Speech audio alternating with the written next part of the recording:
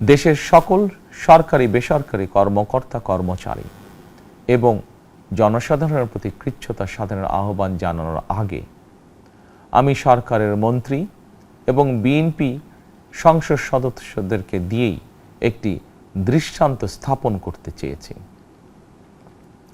বিএনপির সংসদীয় দলের প্রথম সভাতেই আমরা সিদ্ধান্ত নিয়েছি বিএনপি থেকে নির্বাচিত কোনো সংসদ সদস্য সরকারি সুবিধা নিয়ে ট্যাক্স ফ্রি গাড়ি আমদানি করবেন না এবং প্লট সুবিধাও নেবেন না।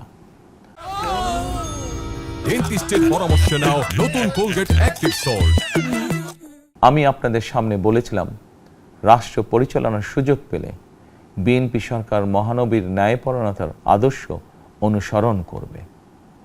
আমি মনে করি বিএনপির সংসদীয় দলের এই সিদ্ধান্ত ন্যায়পরায়ণতার আদর্শেরই একটি অন্যতম প্রতিফলন। প্রিয় দেশবাসী, বিভাগীয় শহরগুলিতে বিশেষ করে রাজধানী ঢাকায় যানজট অত্যন্ত নিয়ন্ত্রণহীন। হাটে মাঠে ঘাটে, অফিস আদালতে জনগণের ভোগান্তির শেষ নেই। জনজীবনের নানা ক্ষেত্রে জনদুর্ভোগ লাঘব করা না গেলে জনমনে স্বস্তিও ফিরবে না। রাজধানীতে জনসংখ্যার চাপ কমাতে বিকল্প ব্যবস্থা গ্রহণ করা জরুরি হয়ে পড়েছে। মানুষ তার নিজ জেলায় কিংবা নিজের বাসা বাড়িতে থেকেও যাতে সহজভাবে সঠিক সময়ে অফিস আদালত ব্যবসা বাণিজ্য করতে পারেন, সেই লক্ষ্যকে সামনে রেখেই সারা দেশে রেল যোগাযোগ ব্যবস্থা ঢেলে সাজানোর উদ্যোগ নেওয়া হচ্ছে। এই পরিকল্পনার অংশ হিসাবে প্রথমেই রেল, নৌ, সড়ক এবং সেতু মন্ত্রণালয়ের কার্যক্রম পুনর্বিন্যাস ও সমন্বয় করা হচ্ছে। আমরা মনে করি সারা দেশে রেল যোগাযোগ ব্যবস্থার সহজ, সুলভ এবং নিরাপদ করা গেলে একদিকে যেমন জনগণের শহর কেন্দ্রিক বা নগর কেন্দ্রিক নির্ভরতা কমবে, অপরদিকে পরিবেশেরও উন্নতি হবে। প্রিয় দেশবাসী, আমাদের চারপাশে সমস্যার শেষ নেই, তবে সমস্যার পাশাপাশি সম্ভাবনাও কিন্তু কম নয়। আমাদের বৃহৎ জনগোষ্ঠীকে যদি আমরা দক্ষ জনশক্তিতে রূপান্তরিত করতে পারি, তাহলে এই জনসংখ্যাই হবে আমাদের জনসম্পদ। আমরা নিজেদেরকে দক্ষ করে গড়ে তুলতে পারলে শুধু বাংলাদেশই নয়, বিশ্ব বাজারও আমাদের জন্য উন্মুক্ত। তথ্য প্রযুক্তির সিঁড়ি বেয়ে বিশ্ব এখন কৃত্রিম বুদ্ধিমত্তার যুগে প্রবেশ করেছে। প্রযুক্তির এই প্রতিযোগিতামূলক বিশ্বে সম্মান এবং স্বচ্ছতার সঙ্গে টিকে থাকতে হলে আমাদেরকে কোনো না কোনো একটি বিষয় বা কাজে পারদর্শী হতে হবে।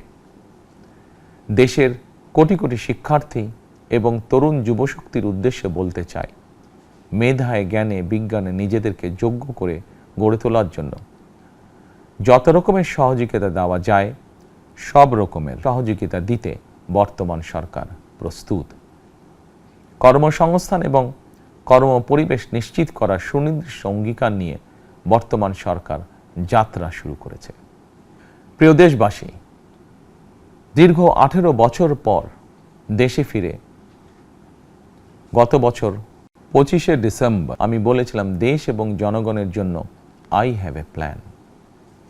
12ই ফেব্রুয়ারি জাতীয় নির্বাচনের আগে দেশের বিভিন্ন স্থানে ঘুরে আমার প্ল্যান পরিকল্পনার অনেক কিছু আমি আপনাদের সামনে তুলে ধরেছিলাম। আপনারা স্বাধীনতার ঘোষকের প্রতিষ্ঠিত দল বিএনপিকে ভোট দিয়ে রাষ্ট্র পরিচালনার দায়িত্ব দিয়েছেন। সকল পরিকল্পনা বাস্তবায়নের সুযোগ দিয়েছেন। এখন এই সুযোগকে কাজে লাগিয়ে সকল অঙ্গীকার পূরণ করার দায়িত্ব বিএনপি সরকারের।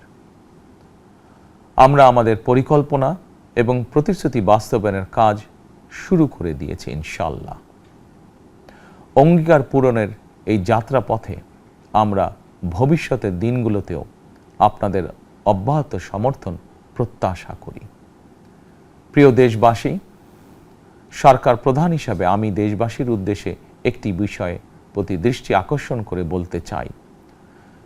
নবগঠিত সরকার গঠনের সুযোগ দিতে যারা বিএনপিকে ভোট দিয়েছেন কিংবা দেননি অথবা কাউকেই ভোট দেননি, এই সরকারের প্রতি আপনাদের সবার সমান অধিকার।